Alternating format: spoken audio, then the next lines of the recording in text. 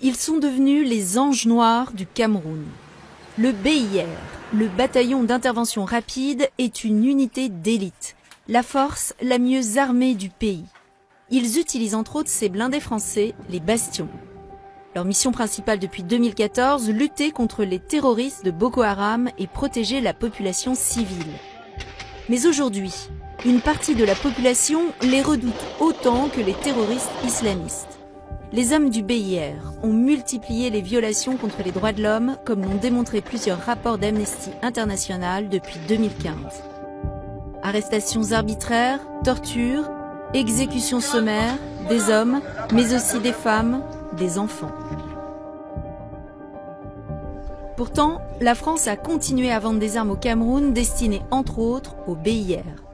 En 2016 notamment, 23 blindés Bastion comme ceux-ci, produits en France par Arcus, anciennement Renault Trucks Défense, ont été livrés à l'armée camerounaise.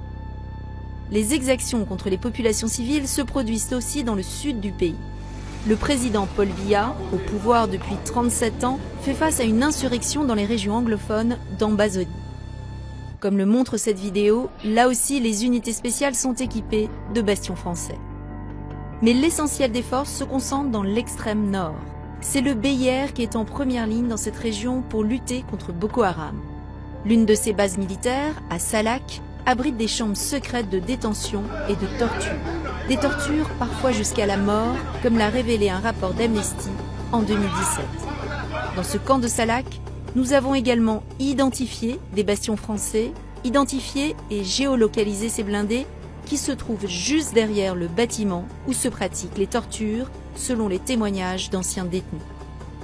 La France, comme tous les États membres de l'UE, s'est engagée à ne pas livrer d'armes pouvant être utilisées pour commettre des crimes de guerre ou participer à des opérations de répression interne.